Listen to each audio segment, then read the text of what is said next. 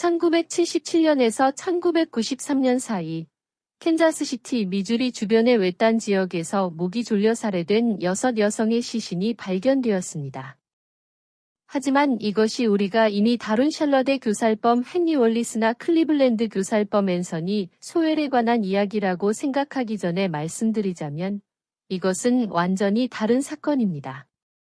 이 사건은 수십 년간 미스터리로 남아있다가 DNA 기술의 발전으로 마침내 진실이 드러났습니다. 그리고 다른 사건들과 달리 이 살인범은 수십 년간 법의 심판을 피했을 뿐만 아니라 피해자들과 직접적으로 연결된 후에도 계속해서 자신은 무죄라고 주장했습니다. 실제로 그가 한 말을 들어보시죠. 당신은 무고한 사람이라고 믿는군요. 믿는 게 아닙니다. 저는 제가 무고하다는 걸 압니다. 알겠습니다. 그리고 그에 대한 동료들의 평가는 이렇습니다. 그는 항상 기꺼이 그리고 즐겁게 도왔어요. 불평 한 번 안 하고 그냥 자기 일을 미소 지으며 해냈죠. 우리는 이런 이야기를 수없이 들어왔습니다. 전혀 해로울 것 같지 않은, 결코 의심하지 않을 유형의 사람들이 냉혈한 연쇄살인마로 밝혀지는 경우 말입니다. 그리고 수많은 사건을 다루면서 한 가지 두드러지는 점이 있습니다. 대부분의 살인범들은 취약한 여성들을 표적으로 삼았다는 것입니다. 왜냐하면 그 당시에도 그들은 여성이 실종되면 경찰이 신경 쓰지 않을 것이라는 냉혹한 진실을 알고 있었기 때문입니다. 그리고 이 사건은 바로 그 소름 끼치는 예시입니다. 모든 것은 스테이시 L. 스워포드라는 17세 소녀로부터 시작되었습니다. 그녀는 집을 나와 캔자스시티 거리에서 생존을 위해 애쓰고 있었습니다. 그녀의 시신은 1977년 4월 17일 한 공터에서 엎드린 채 발견되었습니다. 부검 결과 그녀는 교살된 것으로 확인되었습니다. 그녀의 어머니 조진 스워포드는 딸을 잃은 슬픔에서 결코 헤어나오지 못했고 결국 천국에서 딸을 다시 만날 것이라는 믿음을 간직한 채 알코올 중독으로 세상을 떠났습니다. 그 다음은 겨우 15세였던 가장 어린 희생자였습니다. 그녀는 1980년 1월 23일 한 건물 뒤에서 목과 손목에 전선이 감긴 채 발견되었습니다. 그녀는 성매매를 하고 있었고 그녀의 아버지는 그녀를 일주일 넘게 보지 못했음에도 불구하고 실종 신고를 한 것은 불과 하루 전이었습니다. 그녀의 죽음 역시 다른 이들과 마찬가지로 교살로 판명되었습니다. 또 다른 17세 소녀 마가렛 제이 밀러는 1982년 5월 9일 할머니 댁으로 걸어가던 10대 소년에 의해 들판에서 발견되었습니다. 그녀는 트루스 애비뉴에서 일하고 있었고 경찰이 그녀를 발견했을 때 일부 소지품이 사라진 상태였습니다. 사인은 교살이었습니다. 캐서린 M. 베리는 달랐습니다. 그녀는 성매매 여성이 아니라 세 번째 아이를 낳은 후 정신질환을 앓고 있던 여성이었습니다. 그녀는 거리에서 생활하며 낯선 사람의 차를 얻어 타곤 했습니다. 1986년 3월 14일 그녀의 시신은 버려진 건물에서 나뭇잎에 덮인 채 발견되었습니다. 목에는 나일론 스타킹이 감겨 있었습니다. 그녀 역시 교살당했습니다. 나오미 켈리는 23세의 싱글맘으로 새로운 삶을 시작하려 애쓰고 있었습니다. 그녀는 경영학을 공부하며 두 아이를 키우고 있었지만 1986년 8월 16일 낡은 공원에서 목과 얼굴에 수건이 묶인 채 발견되었습니다. 부검 결과 교살로 확인되었습니다. 데비 블레빈스, 32세는 1986년 11월 27일 분홍색 양말만 신은 채 나체로 발견되었습니다. 그녀의 시신은 한 교회 앞에 버려져 있었습니다. 마약 중독에 빠진 후 그녀는 9살 된 딸을 남겨두고 떠났습니다. 사인은 교살이었습니다. 앤 반스는 스테이시 L. 스워포드가 발견된 지 정확히 10년 후인 1987년 4월 17일, 캔자스시티 시내 근처에서 시신으로 발견되었습니다. 당시 36세였던 그녀는 가사도우미와 이그조틱 댄서로 일했지만 성매매에도 관여했습니다. 다른 이들처럼 그녀도 교살당했습니다. 켈리 A. 포드는 1987년 6월 9일 로어노크 공원에서 발견되었을 때 겨우 20세였습니다. 그녀는 더 나은 삶을 꿈꾸며 고등학교 졸업 후 캔자스시티로 이사했지만 그녀 역시 교살당해 버려졌습니다. 안젤라 M. 메이휴, 19세는 1987년 9월 12일 길가에 엎드린 채 발견되었습니다. 그녀는 교살당했으며 경찰은 나중에 그녀의 스웨터에서 다른 사망 사건들과 연결되는 머리카락을 발견했습니다. 실라 인골드, 36세는 1987년 11월 3일 한 자동차 수리점 밖의 배난에서 발견되었습니다. 그녀의 반지는 사라졌고 사인은 또다시 교살이었습니다. 카멜렌 R. 힙스, 30세는 1987년 12월 19일 한 주차장에서 발견되었습니다. 그녀는 교살당한 채 다른 많은 이들처럼 버려졌습니다. 코니 루터, 29세는 1993년 1월 11일 눈더미 위에 누워있는 채로 발견되었습니다. 그녀의 목에는 신발끈이 감겨 있었습니다. 그녀는 전해에 돌아가신 싱글맘 밑에서 자란 5자녀 중 한 명이었습니다. 한 명씩 여성들이 폭행당하고 목이 졸리고 죽은 채 버려졌습니다. 패턴은 명백하게 경찰에게 소리치고 있었지만 어찌 된 일인지 아무도 조각을 맞추지 못했습니다. 이게 최악이라고 생각하신다면 아직 아무것도 모르시는 겁니다. 희생자는 더 많았습니다. 훨씬 더 많았죠. 하지만 당신의 피를 거꾸로 쏟게 할 부분은 이겁니다. 이 사건의 책임자는 폭행 혐의로 여러 번 체포되었지만 매번 풀려났다는 것입니다. 만약 시스템이 제 역할을 했다면 이 여성들은 아직 살아있을지도 모릅니다. 하지만 그러지 않았고 이 악몽의 배후에 있는 남자는 로렌조 길리아드, 쓰레기 수거부 교살범이었습니다. 하지만 이 사건을 더욱 무섭게 만드는 것은 로렌조 길리아드가 어둠 속에 숨어있는 소름 끼치는 남자가 아니었다는 점입니다. 그는 당신이 결코 의심하지 않을 마지막 사람이었습니다. 쓰레기 트럭 운전사로 시작해 관리직까지 오른 성실한 사람. 친절한 미소를 짓고 안정된 직업을 가졌으며 동료들은 그가 주변에서 가장 좋은 사람 중 한 명이라고 단언했습니다. 바로 그 점이 끔찍한 부분입니다. 역사는 가장 위험한 살인자들이 어둠 속에 숨어있는 자들이 아니라 바로 우리 눈앞에 평범한 모습으로 숨어있다는 것을 몇 번이고 증명했기 때문입니다. 캔자스시티 미주리에서 태어나고 자란 로렌조는 5자녀 중 한 명이었습니다. 어릴 때부터 그의 공격적인 성향은 두드러졌습니다. 학교에서 형제들과 함께 운동을 했지만 평균보다 큰 덩치 때문에 위협적인 존재였습니다. 그리고 그는 자신의 힘을 운동장에서만 사용하지 않았습니다.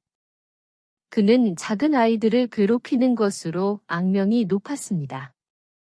징계 부족, 나쁜 성적, 그리고 계속되는 무단결석으로 그는 10학년이 되기도 전에 학교를 중퇴했습니다. 1960년대 중반, 그는 리나 힐이라는 젊은 여성을 만났고 둘은 금세 연인이 되었습니다. 리나가 임신하면서 그들의 관계는 진지해졌고 1968년 11월 20일 그들은 결혼했습니다. 하지만 결혼이 로렌조의 폭력적인 성향을 바꾸지는 못했습니다. 오히려 그는 범죄에 더 깊이 빠져들었고 여성에 대해 불안한 행동을 보이기 시작했습니다. 1969년 1월 그는 아는 소녀를 폭행하고 성추행한 혐의로 체포되었습니다. 하지만 로렌조가 사과한 후 피해자가 진술을 철회하는 당국이 화해 합의라고 부른 것을 통해 그는 풀려났습니다. 하지만 사과 한마디가 그가 더 많은 여성들을 해치는 것을 막지는 못했습니다. 끔찍하게도 그의 가족사 또한 불안하기는 마찬가지였습니다. 1970년 그의 아버지인 로렌조 길리아드 시니어는 강간 혐의로 유죄 판결을 받았습니다. 불과 2년 후 로렌조 주니어는 다시 문제에 휘말렸습니다. 이번에는 다른 여성을 성적으로 유린하고 폭행한 혐의였습니다. 그녀는 경찰 라인업에서 그가 자신을 질식시켜 의식을 잃게 했다고 용감하게 지목했습니다. 하지만 어찌된 일인지 당국은 그녀의 증언이 충분히 강력하지 않다고 판단했고 혐의를 기각했습니다. 그를 풀어준 그 단 한 번의 결정은 재앙적인 실수로 판명되었습니다. 1973년 로렌조의 폭력적인 본성은 낯선 사람들을 위협하는 데 그치지 않고 자신의 가정을 파괴하고 있었습니다. 그해 그는 아내를 신체적, 성적으로 폭행한 혐의로 체포되었고 아내는 경찰에게 결혼 생활 내내 그에게 학대당해왔다고 용감하게 진술했습니다. 하지만 예상대로 흑인 여성이 피해자일 때 정의는 어디에도 없었습니다. 실형도 지속적인 처벌도 아닌 로렌조는 벌금형과 이혼만으로 풀려났습니다. 그렇게 그는 다시 범죄를 저지를 자유를 얻었습니다. 이 남자는 상상 이상으로 비열했습니다.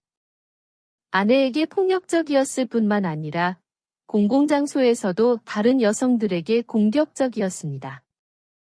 그리고 최악은 경찰이 아무것도 하지 않았다는 것입니다. 그러다 1974년 2월 그는 다시 체포되었습니다.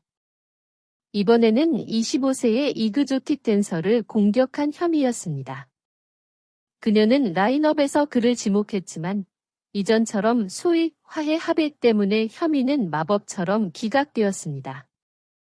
그리고 불과 5개월 후 그는 또다시 범행을 저질렀습니다. 이번에는 13세 소녀, 어린아이를 노렸습니다. 그녀는 친구의 딸이었고 그는 미주리 강 근처에서 그녀를 폭행했습니다. 하지만 소녀가 진술을 바꾸자 혐의는 또다시 기각되었습니다. 자, 생각해 보십시오. 다 큰 남자가 13세 아이를 해쳤는데도 그는 여전히 풀려났습니다. 하지만 이번에는 아주 약간의 처벌을 받았습니다. 처벌이라고 부를 수 있다면 말이죠. 그는 미성년자에 대한 불법 행위로 유죄 판결을 받고 9개월의 징역형을 선고받았습니다. 9개월, 그게 다였습니다. 1년도 채 되지 않는 시간, 세상이 그의 이름을 잊기에도 충분하지 않은 시간이었습니다. 그리고 이 모든 일 후에도 그는 어떻게든 다시 결혼했습니다. 물론 그 결혼도 오래가지 못했습니다. 그의 두 번째 아내는 첫 번째 아내와 똑같은 말을 하며 그를 떠났습니다. 그는 폭력적이고 학대적이며 위험하다고. 그러다 1970년대 후반, 그는 세 번째 결혼을 했습니다. 믿어지시나요? 그가 저지른 모든 악행에도 불구하고 그는 여전히 다른 여자를 설득해 자신이 결혼할 가치가 있는 사람이라고 믿게 만들었습니다. 1979년, 그는 다시 범죄를 저질렀습니다. 이번에는 젊은 커플을 공격해 여성을 폭행하고 그녀의 약혼자를 죽이겠다고 위협했습니다. 두 피해자 모두 그를 가해자로 지목했습니다. 하지만 어찌된 일인지 1980년 9월 재판에서 배심원단은 증거 불충분으로 그에게 무죄를 선고했습니다. 몇 달 후, 그는 세 번째 아내에 대한 가중폭행 혐의로 체포되었고 추측하셨겠지만 또다시 우스꽝스러운 처벌이 내려졌습니다. 벌금과 또 한 번의 이혼. 그게 다였습니다. 그는 또다시 풀려났습니다. 그러다 1981년이 왔고 상황은 완전히 새로운 수준의 공포로 치달았습니다. 그는 전철을 한 번도 아니고 2번이나 공격했습니다. 첫 번째는 그녀의 앞니를 부러뜨렸고 2번째는 얼음 송곳으로 그녀의 손을 찔렀습니다. 분명 이번에야말로 그를 감옥에 가둘 순간이었겠죠? 틀렸습니다. 그는 상급 폭행 혐의로 기소되었지만 보호 관찰로 풀려났습니다. 시간이 흘러 1991년, 놀랍게도 그는 또다시 체포되었습니다. 이번에는 절도 혐의였습니다. 하지만 그는 3,500달러의 보석금을 내고 풀려났습니다. 이듬해 봄, 그는 마침내 4년의 징역형을 선고받았습니다. 과거의 폭력 범죄 때문도, 여성을 해친 것 때문도, 아이를 폭행한 것 때문도 아닌 보호 관찰 위반 때문이었습니다. 상상해보세요. 그가 상처 입힌 모든 여성들, 그가 파기한 모든 삶들. 그리고 마침내 그를 감옥에 넣은 것은 보호 관찰 위반이었습니다. 그의 손에 묻은 피가 아니라, 그가 가한 수년간의 트라우마가 아니라 그저 보호 관찰 위반이었을 뿐입니다. 그리고 이 악몽 같은 이야기에 또 다른 반전이 있습니다. 그의 여동생 패트리샤 딕슨도 그만큼이나 치명적이었습니다. 1983년, 그녀는 성매매 일을 하다가 고객을 살해한 혐의로 유죄 판결을 받고 11년의 징역형을 선고받았습니다. 그러다 1983년 1월 10일, 로렌조는 감옥에서 석방되었지만 캔자스 와이언도트 카운티에서 폭탄 위협을 한 혐의로 체포되어 곧바로 다시 수감되었습니다. 하지만 다른 모든 때와 마찬가지로 그의 감옥 생활은 오래가지 않았습니다. 1985년 후반, 그는 다시 거리로 나와 아무 일도 없었던 것처럼 자신의 삶을 계속할 수 있었습니다. 1986년 1월, 그는 아버지가 정비부서에서 일하는 데펜보그 폐기물 처리 서비스 회사에서 쓰레기 수거원으로 일자리를 구했습니다. 평범한 직업을 가진 평범한 남자, 평범한 삶을 사는 것처럼 보였습니다. 하지만 진실은 로렌조의 과거는 결코 잊히지 않았다는 것입니다. 1987년 12월 23일, 그는 36세의 신라 인골드 살해 사건의 용의자로 체포되어 신문을 받았습니다. 경찰은 그를 범죄와 연관짓기를 바라며 혈액 샘플을 채취했습니다. 하지만 다른 모든 때와 마찬가지로 그를 가두어 둘 증거는 충분하지 않았고, 그래서 그는 또다시 풀려났습니다. 1991년까지 그는 4번째 결혼을 했습니다. 어떻게든 여전히 여성들에게 자신이 괜찮은 남자라고 설득하는 데 성공한 것입니다. 그뿐만 아니라 그는 회사 감독관으로 승진하여 캔자스시티 여러 지역의 다수 쓰레기 처리 팀을 관리하게 되었습니다. 하지만 업보는 자신이 무적이라고 생각하는 사람들에게도 슬금슬금 다가오는 법입니다.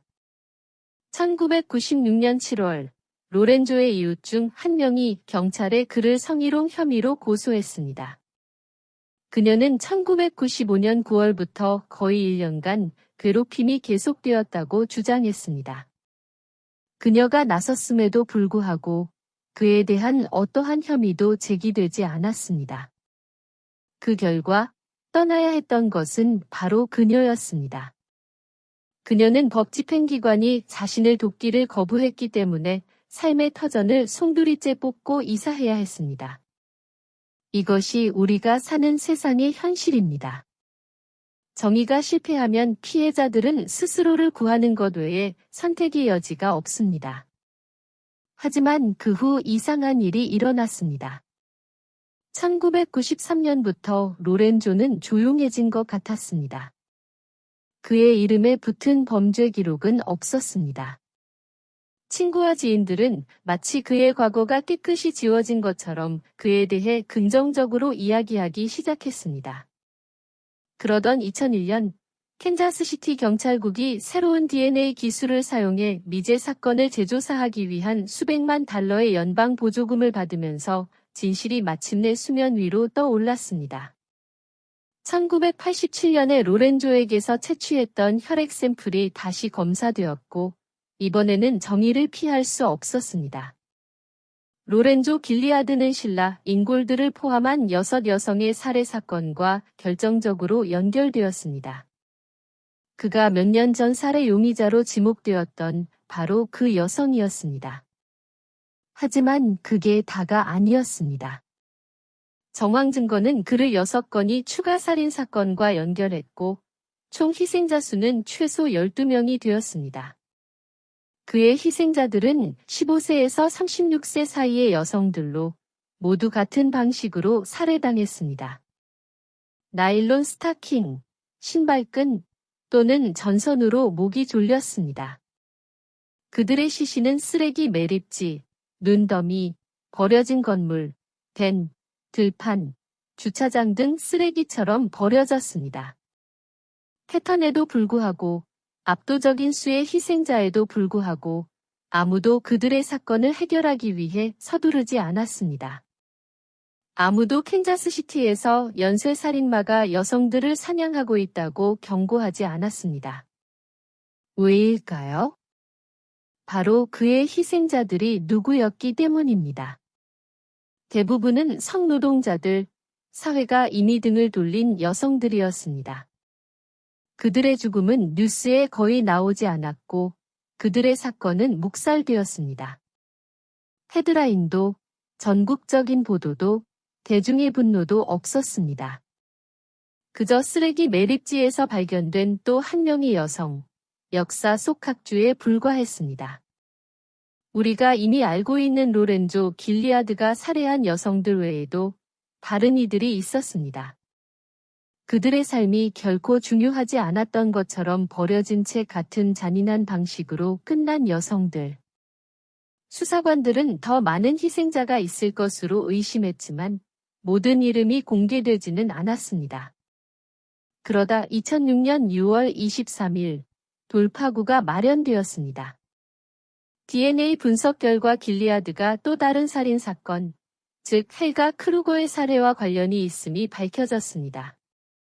26세의 오스트리아 이민자였던 그녀는 더 나은 삶의 약속을 조차 미국에 왔습니다.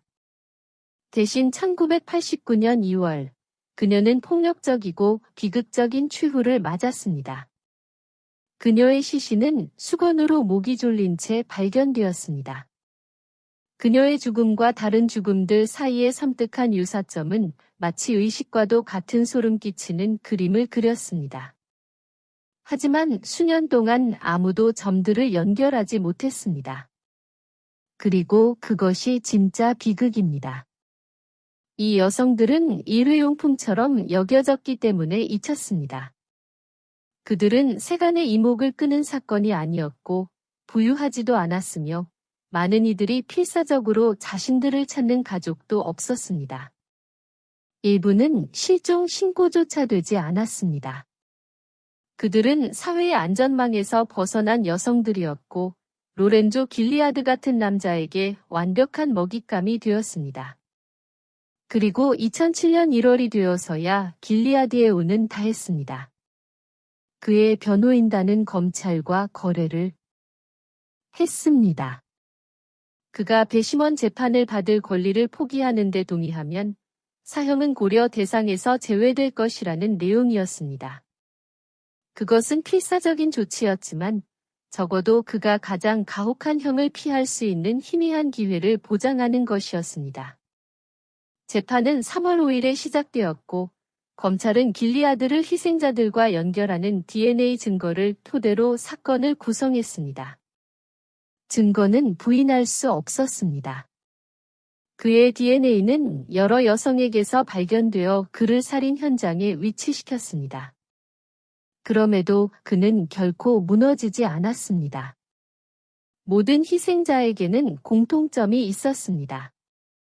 그들은 모두 외딴 장소에서 발견되었습니다. 모두 목이 졸렸습니다. 모두 저항한 흔적을 보였습니다. 모두 신발이 없었고 거의 모든 이들이 성폭행을 당했습니다. 그것은 명확한 패턴, 즉 시그니처였고 길리아드를 똑바로 가리키고 있었습니다. 그럼에도 그는 유죄 인정을 거부했습니다. 법의학적 증거와 마주했을 때조차 그는 희생자들을 만난 적이 없다고 주장했습니다. 하지만 당신이 함께했던 모든 성매매 여성이 죽은 채 발견되고 그들의 시신에서 살해 직전 당신의 DNA가 발견된다면 어떻게 계속해서 무죄를 주장할 수 있을까요? 그 오만함은 경이로울 정도입니다. 어쩌면 그는 수십 년 동안 그랬던 것처럼 말로 빠져나갈 수 있다고 생각했을지도 모릅니다. 어쩌면 그는 사법체계가 이 여성들을 마지막으로 한 번 더 실망시킬 것이라고 생각했을지도 모릅니다. 하지만 이번에는 그의 거짓말이 충분하지 않았습니다. 그의 운은 마침내 다했습니다. 12일 후인 2007년 3월 17일, 로렌조 길리아드는 6건의 살인 혐의로 유죄 판결을 받고 가석방 없는 종신형을 선고받았습니다. 그는 캐서린 베리, 나오미 켈리, 앤 반스, 켈리 포드, 실라 잉골드, 카멜렌 힙스를 살해한 혐의로 유죄 판결을 받았습니다. 증거가 그를 다른 살인 사건들과 연결했지만 일부 사건은 합리적 의심의 여지 없이 증명할 수 없었기에 유죄 판결을 받지 않았습니다. 하지만 법원이 공식적으로 인정했든 안 했든 모두가 진실을 알고 있었습니다. 이 남자는 6명보다 훨씬 더 많은 여성을 죽였습니다. 그는 미주리 역사상 가장 다작의 연쇄살인마 중 한 명이었지만 그의 이름은 거의 언급되지 않습니다. 그러다 2018년 길리아드는 영국 언론인 피어스 모건이 텔레비전으로 방영된 교도소 인터뷰에서 그를 대면했을 때 대중의 시야에 다시 나타났습니다. 모건은 잡담으로 시간을 낭비하지 않았습니다. 그는 그의 부인을 믿을 만큼 사람들이 어리석다고 생각하는지 단도직입적으로 물었습니다. 그 질문은 길리아드의 평정심을 무너뜨렸고 그는 대답하는 대신 마이크를 뜯어내고 자리를 박차고 나갔습니다. 70대가 된 지금도 여러 종신형을 살면서도 그는 자신이 한 짓을 인정하기를 거부합니다. 그는 여전히 그가 그토록 오랫동안 살인을 저지를 수 있게 해준 거짓말에 매달리고 있습니다. 법정에서 당신의 변호는 무엇이었나요? 정말 모르겠습니다. 전 그냥 거기 있었을 뿐입니다.